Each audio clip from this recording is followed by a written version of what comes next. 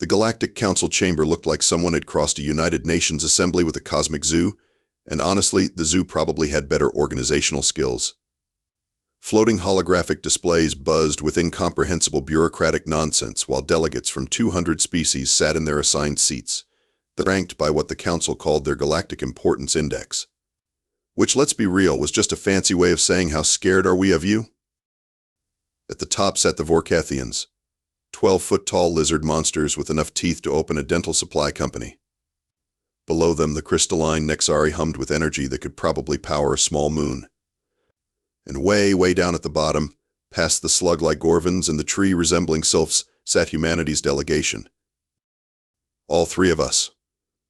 Ambassador Jake Morrison adjusted his tie and tried not to laugh as Council Secretary Blith Knox, a creature that looked like a rainbow-colored ostrich, had mated with a filing cabinet, cleared his 7 throats and began the ceremony. Welcome, primitive beings from the third Rock of Sol system. Blith Knox announced with the enthusiasm of someone reading tax code at a funeral. Your species has been graciously accepted into our peaceful galactic community after extensive evaluation of your adorable attempts at civilization. Jake raised an eyebrow. Adorable attempts. Right. Now, the species that had split the atom for fun and invented the internet mostly to argue with strangers was getting called adorable by a space bird who needed a committee meeting to decide what color his filing system should be. As per Protocol 77 Alpha Gamma whatever, Blith Knox continued, consulting a tablet that was definitely compensating for something. What new species must undergo classification based on evolutionary traits and dietary preferences. The examination committee shuffled forward. A group of aliens who looked like they'd failed out of veterinary school but refused to admit it. They poked at Jake with instruments that beeped disapprovingly, measured his jaw angle with the precision of someone who'd never seen a human eat a corn dog, and spent an embarrassing amount of time examining his teeth.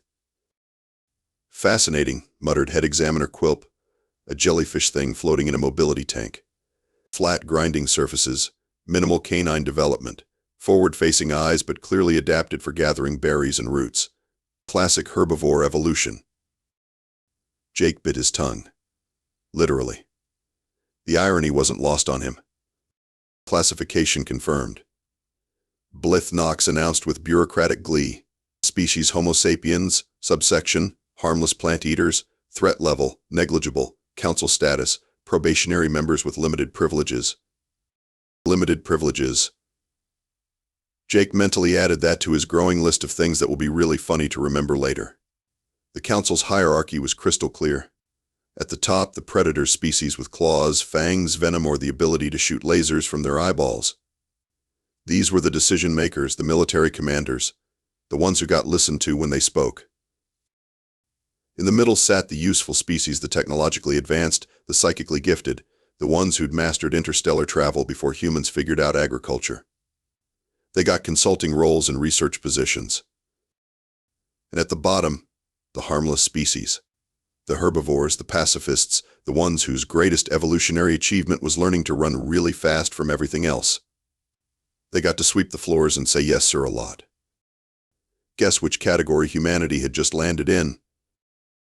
Your delegation will be provided with standard accommodation in Section 12, Blith Knox announced, which Jake suspected was diplomat speak for the basement. Orientation begins tomorrow at 1500 Galactic Standard Time. Please review your assigned duties and remember no sudden movements around the predator species.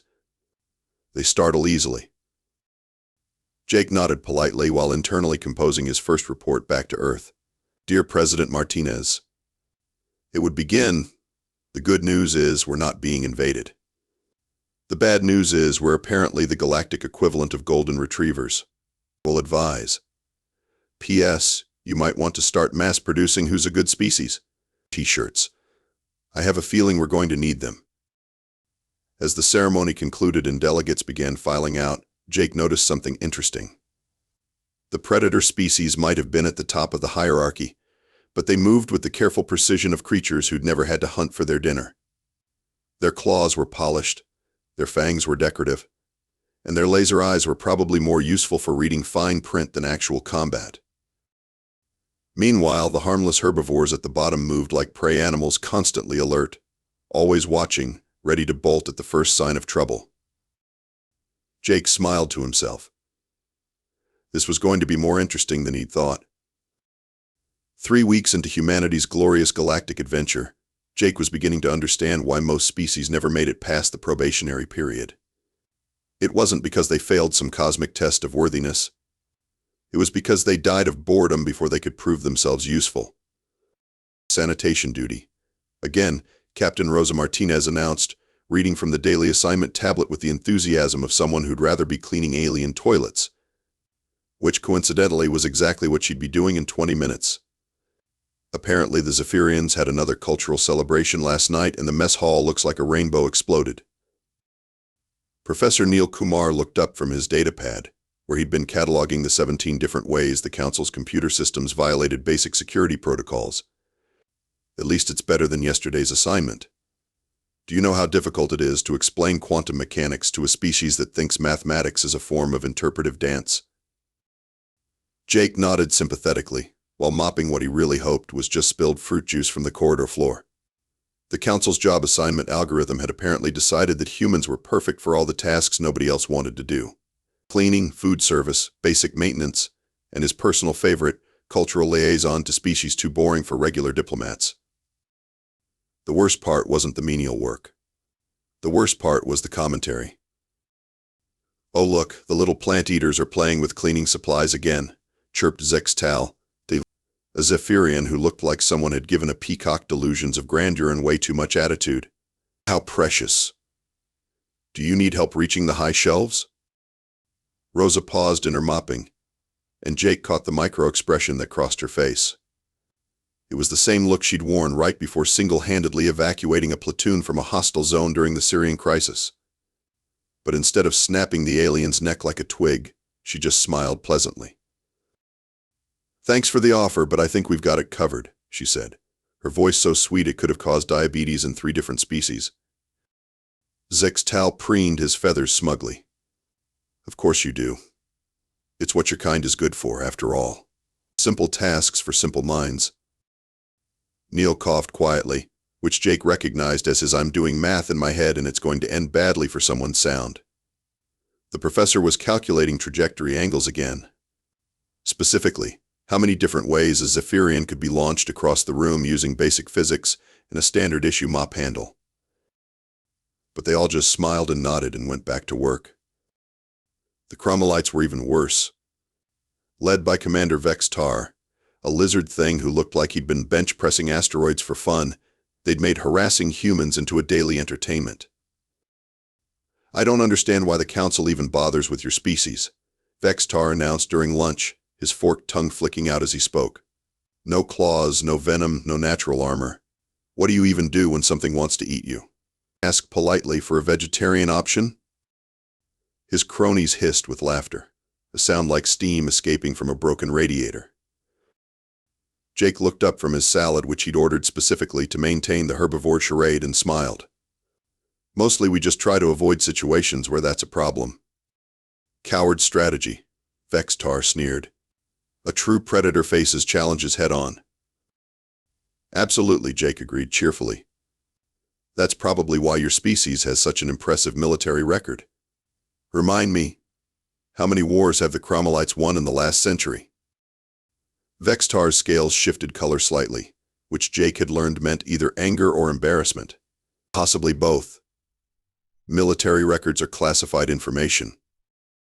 "Of course they are," Jake said, taking another bite of lettuce. "I'm sure they're very impressive, hypothetically speaking." The thing was, Jake and his team weren't just enduring the harassment. They were studying it. Every insult, every casual dismissal, every demonstration of superior alien abilities was being carefully cataloged and analyzed. Rosa had memorized the security rotations, guard positions, and response times for every major facility in the Council complex. Neil had mapped the computer networks, identified 17 different backdoors, and could probably crash the entire galactic internet with a strongly worded email.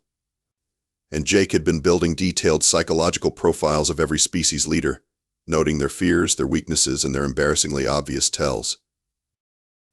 The Zephyrians, for all their posturing, were basically flying chickens with anxiety disorders. They scattered at loud noises and couldn't function in low-light conditions.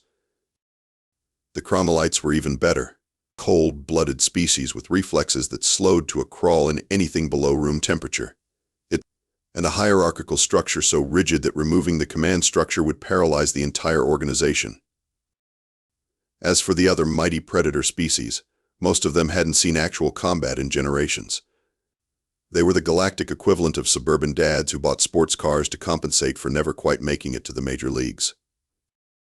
But the humans just kept smiling and mopping floors and saying, "Yes, sir," and "Right away, sir," while quietly taking notes on everything.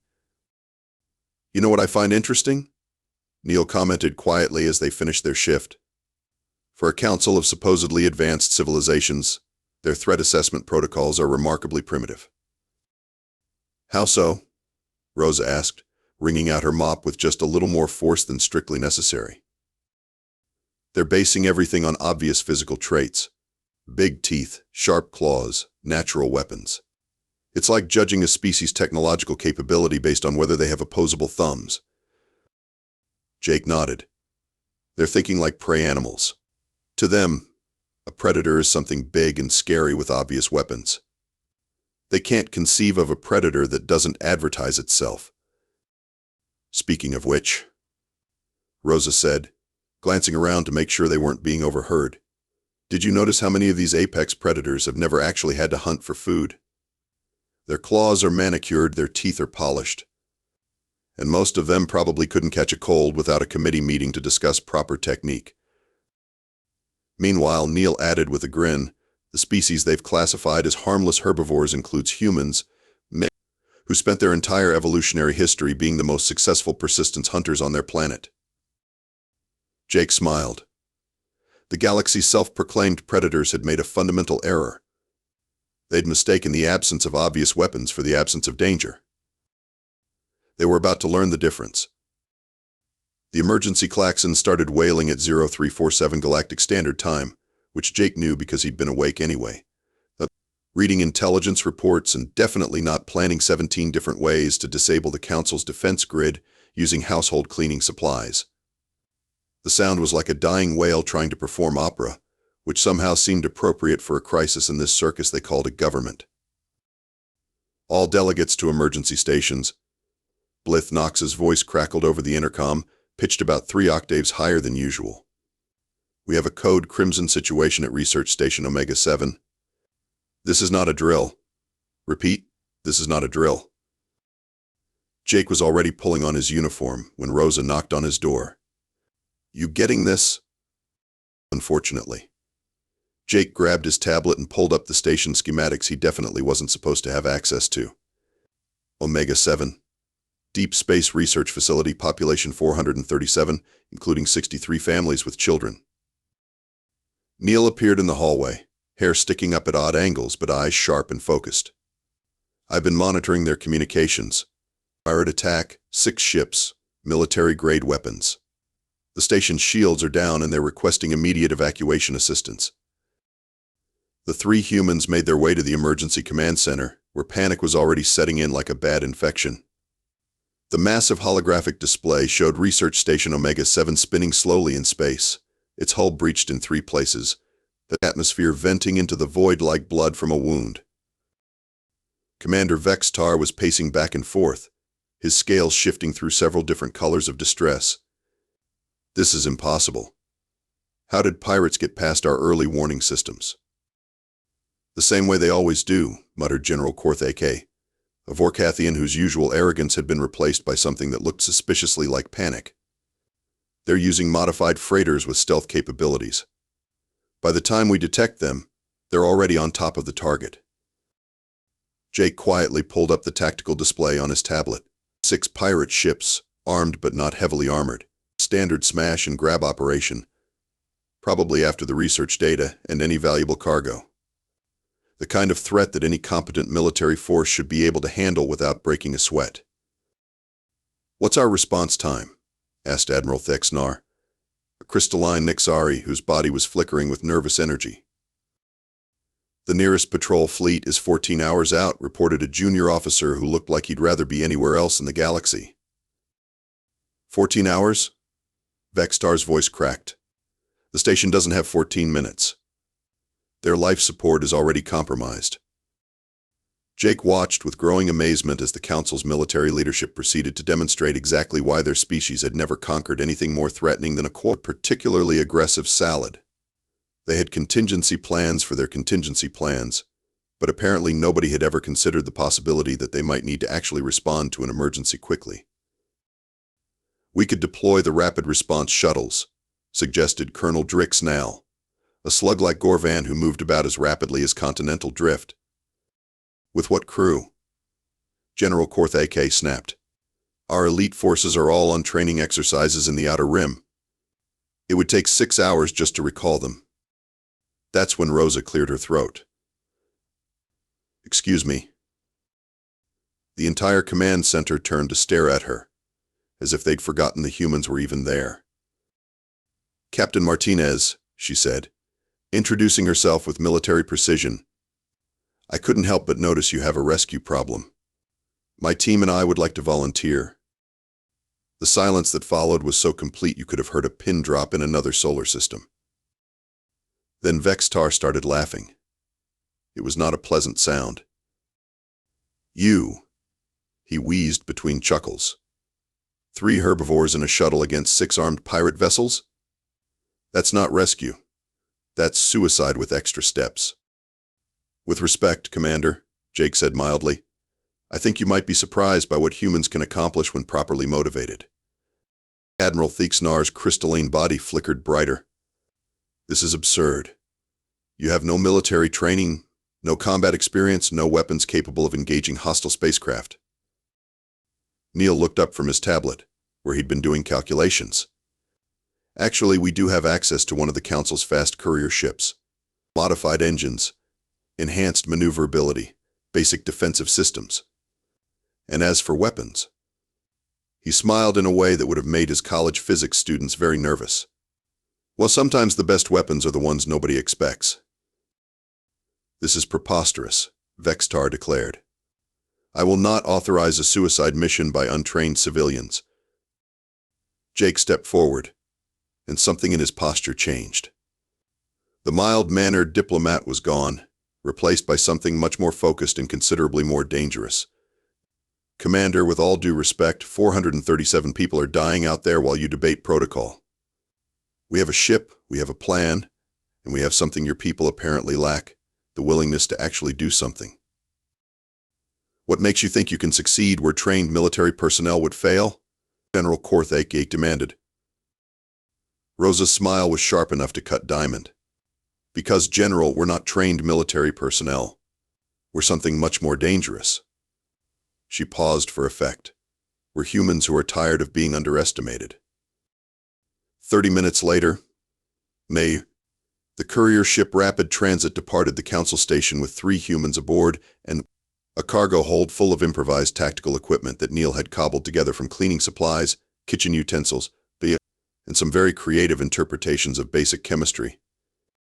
Jake settled into the pilot's seat, his hands moving over the controls with the kind of casual competence that comes from a species that learned to drive before they learned to walk properly. "So," Rosa said, checking her gear one more time, "remind me why we're volunteering to save people who've spent the last month treating us like janitors." "Because," Jake replied, his voice carrying an edge that hadn't been there during his diplomatic duties. "Sometimes you have to show people who you really are. And right now, 437 civilians need to learn that the galaxy's newest herbivores have very sharp teeth when we choose to use them."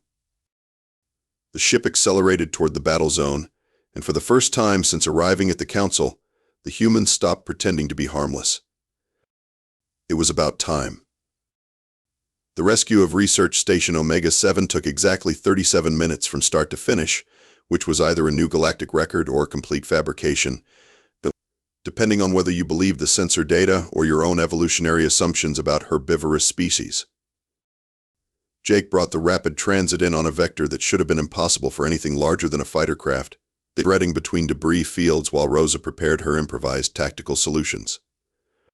And Neil hummed softly to himself while reprogramming the pirates' own weapons systems against them. The first pirate ship never knew what hit it. One moment it was busy cutting through the research station's hull.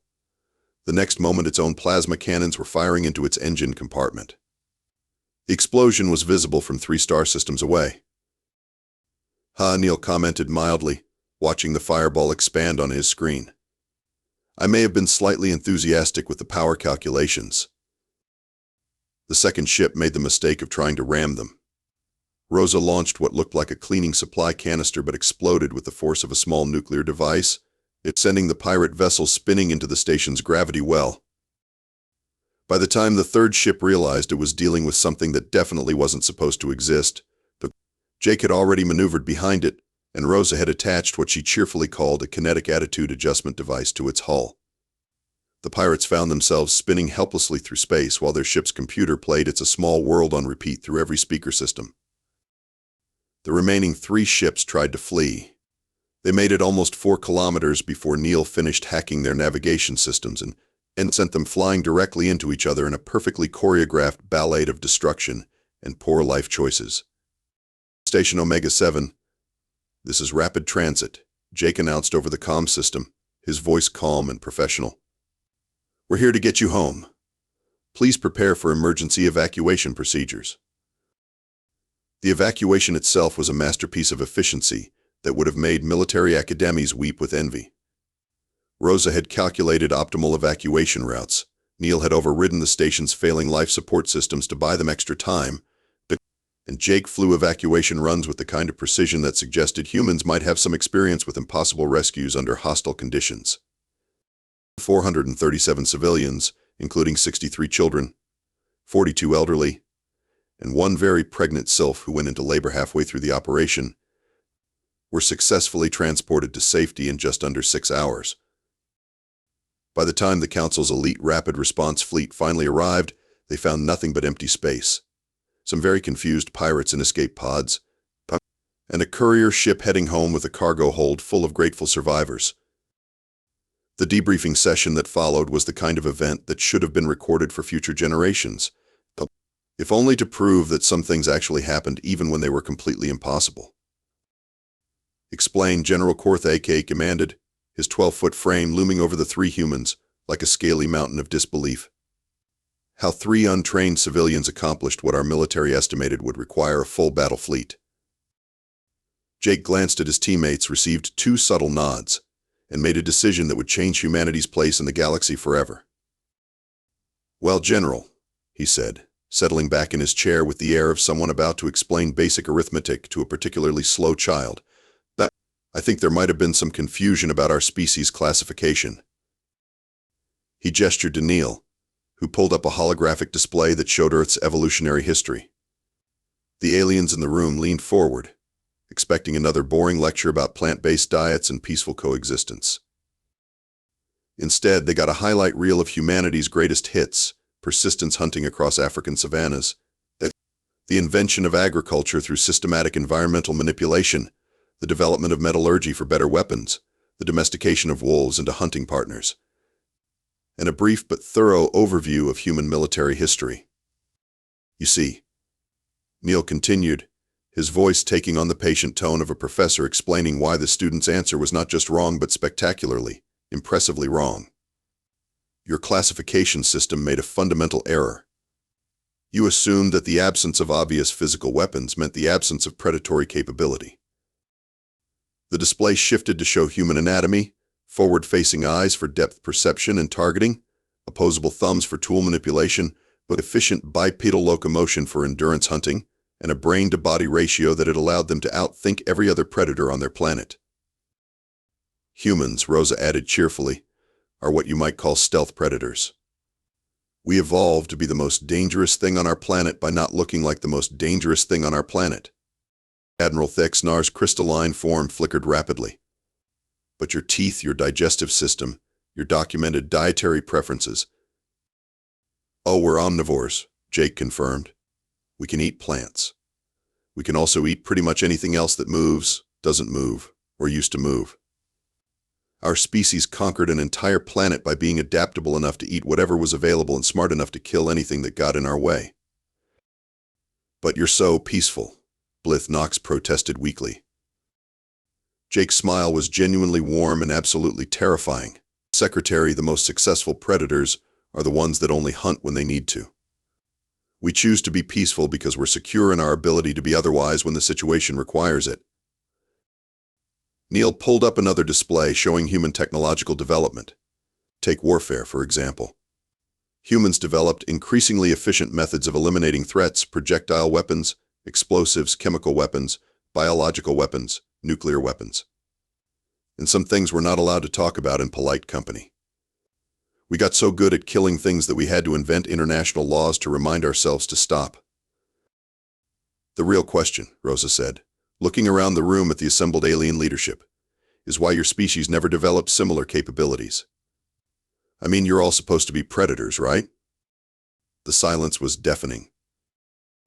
Commander Vextar's scales had shifted to a pale, sickly color. We, our species, evolved beyond the need for primitive violence. We achieved civilization through cooperation and mutual understanding. Ah, Jake nodded understandingly. So you're not actually predators.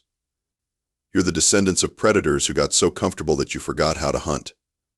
Which explains why your elite military forces were 14 hours away when civilians needed help. General Korthake's massive frame seemed to shrink slightly. We maintain order through strength and authority. No, Neil corrected gently. You maintain order through the assumption of strength and authority. There's a difference. When that assumption gets challenged by actual predators, your entire system falls apart.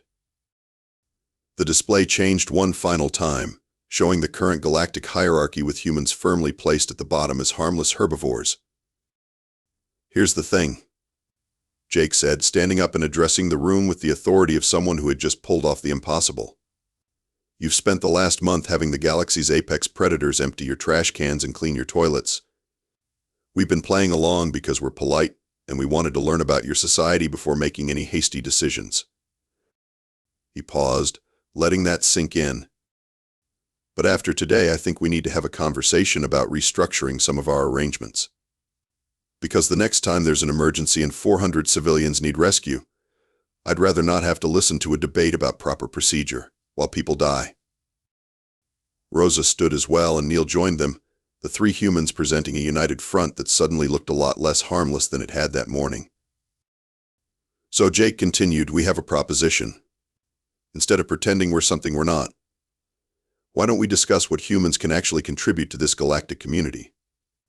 And in return, maybe you could stop treating us like the help.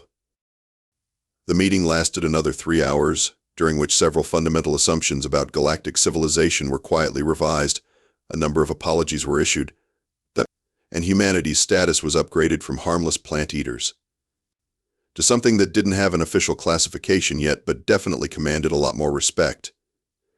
Outside the conference room, Jake allowed himself a small smile. Sometimes the best way to stop being underestimated was to stop letting people underestimate you, even if it meant giving up the element of surprise. The transformation in alien attitudes toward humans was so rapid it gave Jake diplomatic whiplash. One day he was mopping floors and saying yes sir to creatures who treated him like an unusually articulate houseplant. The next day those same creatures were practically throwing themselves at his feet, asking for protection from pirates, advice on military strategy, and in one memorable case, an autograph from the terrifying herbivore who makes things explode. Ambassador Morrison, Admiral Thexnar approached with the kind of nervous energy that suggested someone who'd suddenly realized they'd been casually insulting a loaded weapon for the past month. The Defense Council would be honored by your presence at tomorrow's strategic planning session. Jake looked up from his breakfast, actual bacon and eggs instead of the sad lettuce they'd been serving him, and smiled pleasantly. Of course, Admiral. Should I bring my mop, or are we past that particular phase of our relationship? The crystalline alien's entire body flickered in what Jake had learned was embarrassment. We, that is to say, the Council recognizes that previous duty assignments may not have reflected your species' actual capabilities. How diplomatic of you, Jake said, taking another bite of bacon.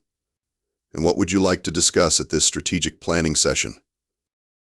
Well, Thexnar shifted uncomfortably. We've been having some difficulties with the Outer Rim territories. Pirate attacks, smuggling operations, general lawlessness. The local governments have been requesting assistance, but our current peacekeeping forces are inadequate for the situation. Jake nodded thoughtfully. And you'd like humans to solve this problem for you? We'd like to explore the possibility of human consultation on matters of security and defense, the Admiral corrected quickly. As equals, of course. Full partners in galactic peacekeeping. Of course, Jake agreed. I'll discuss it with my team. What he didn't mention was that Rosa had already prepared a comprehensive analysis of the Outer Rim situation, identified the 3 major pirate organizations responsible for most of the trouble, and developed a plan to eliminate them that involved creative applications of physics, psychology, and what she called aggressive negotiation techniques.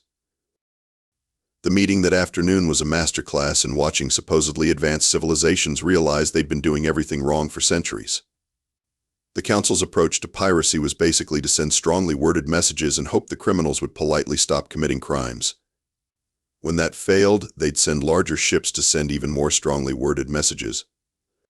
The problem, Neil explained, using holographic displays to illustrate his point, is that you're treating piracy as a legal issue when it's actually an economic one. These aren't random criminals, they're businesses. Cut off their profit margins and their supply chains, and the problem solves itself. Commander Vextar, who had been notably quieter since learning that humans were capable of turning his entire species into fashionable luggage if properly motivated, raised a tentative claw. But how do we identify their supply chains without extensive investigation? Rosa smiled and several aliens unconsciously leaned back in their chairs. Commander, you're thinking like someone who's never had to hunt for a living. Predators don't investigate their prey, they track it. Follow the money, follow the resources, follow the communication patterns. Pirates need fuel, weapons, information, and safe harbors. Eliminate any one of those requirements and the entire operation collapses. And if they resist?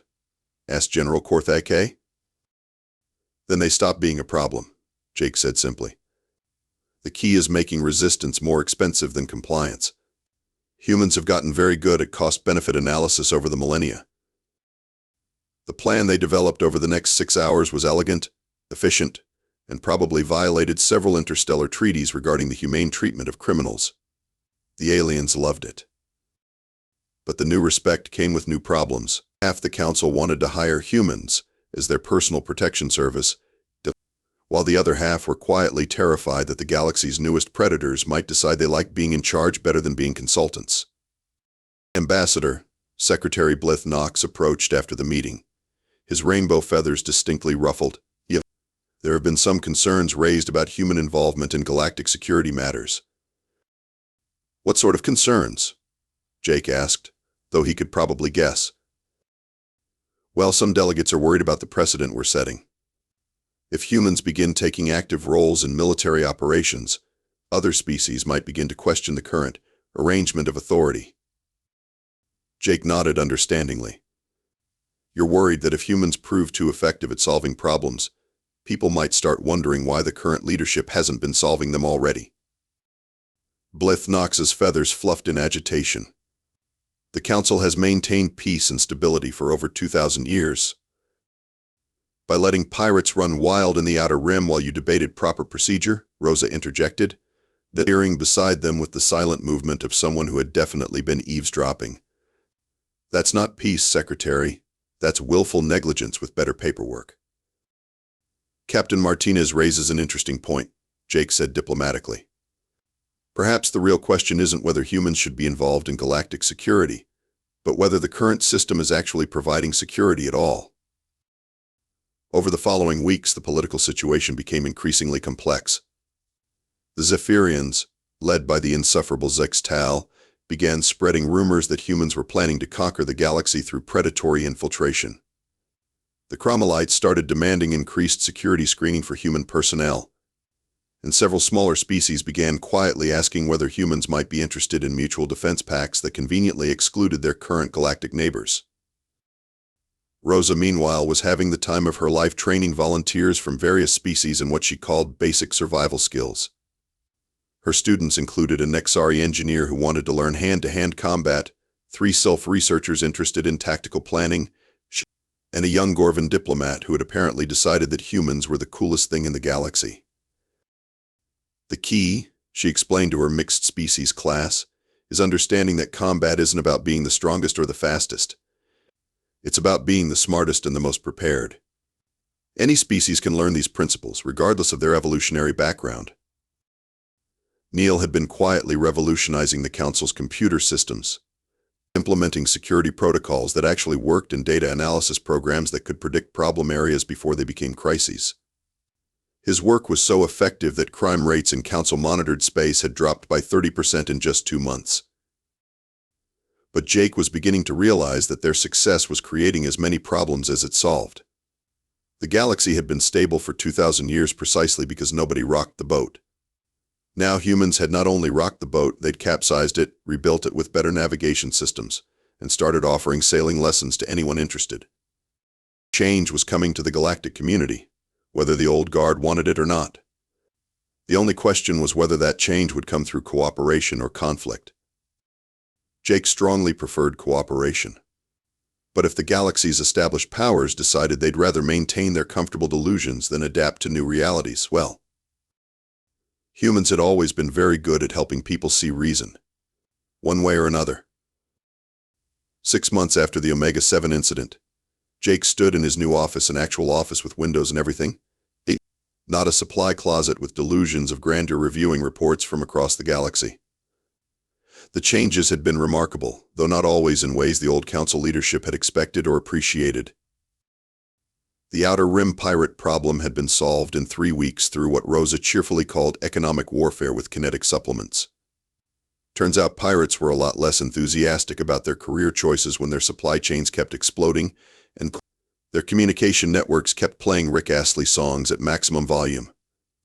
The few who'd been stubborn about career changes had received personal visits from Captain Martinez, after which they'd suddenly discovered new interests in legitimate shipping or agricultural work. The quarterly crime statistics are in, Neil announced, Bake entering with a tablet, and the satisfied expression of someone whose mathematical models had been proven devastatingly correct. Piracy is down 87%, smuggling operations have declined by 92%, and unauthorized territorial incursions have dropped to essentially zero. And how are our new colleagues handling these improvements? Jake asked, though he suspected he already knew. Mixed reactions, Neil admitted. The civilian populations love us. Crime is down, emergency response times have improved dramatically, and apparently our consultation services have a 100% success rate. The political leadership, however. Let me guess. They're concerned about precedent, worried about authority, and generally upset that someone made their jobs look easy. Commander Vex Tar filed a formal complaint last week claiming that human efficiency in problem-solving represents an unfair, evolutionary advantage, and should be regulated by committee, Rosa said, joining them with coffee and what appeared to be a Chromolite military manual. I've been teaching myself their tactical doctrine. It's adorable. They have a 47-step process for requesting permission to consider planning a response to an emergency. Jake rubbed his temples. Please tell me you haven't been teaching their military commanders how actual tactics work. Oh no, nothing like that, Rosa said innocently. I just mentioned to General Crack that maybe they might want to consider the possibility of potentially having their troops carry ammunition that actually fits their weapons. You know, as a theoretical concept. The results were educational, Neil added. Their firing accuracy improved by 3,000% overnight. Vex Tar is demanding an investigation into human interference with established military protocols. The door chimed and Marcus entered with a familiar expression, the look of someone who'd just spent several hours explaining basic concepts to bureaucrats. The council session was enlightening, he announced. They've decided to form a committee to study the formation of a subcommittee to investigate the possibility of creating a task force to examine our methods. How long is that going to take? Jake asked. Current estimate is 18 months, assuming no one calls for additional review periods. Ambassador Thylix suggested they might need to consult with their legal departments first, which could add another year. And in the meantime? In the meantime, we keep doing what we're doing, Marcus said with a grin. No, officially, we're operating under emergency temporary authorization while they deliberate. Unofficially, they're terrified to actually tell us to stop because the results speak for themselves. Jake looked out his window at the space station's central plaza, where beings from dozens of species mingled peacefully, something that would have been unthinkable 6 months ago. A group of Thorian children were playing some sort of game with Velthari younglings while their parents chatted nearby. Security patrols moved through the crowds with the relaxed efficiency of people who knew their presence was welcome rather than merely tolerated. "You know what the real problem is?" Jake said finally. "They're not upset that we're doing things wrong. They're upset that we're doing things right and making it look easy in the process." "Classic institutional resistance," Neil agreed. "When someone demonstrates that your complex, bureaucratic approach to problem-solving is unnecessary, it threatens the entire power structure that depends on that complexity." Rosa looked up from her manual. "Speaking of which, we've got 3 new requests for consultation this week. The Meridian Collective wants help with their bandit problem. The Altair Trade Federation is having issues with corporate espionage. And the Centauri Mining Guild is asking for assistance with some sort of regulatory compliance dispute." "Translation?" Jake asked. "Pirates, industrial theft, and somebody's probably being shaken down by corrupt officials," Marcus translated. "The usual."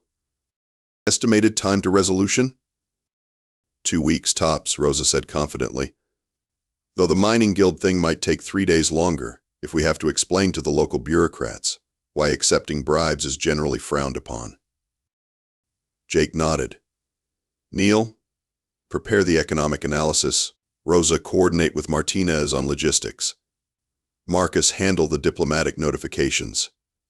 And everyone remember, document everything," they chorused. "And, Donk, try not to make it look too easy," Neil added with a grin. As his team dispersed to handle their respective tasks, Jake turned back to his window.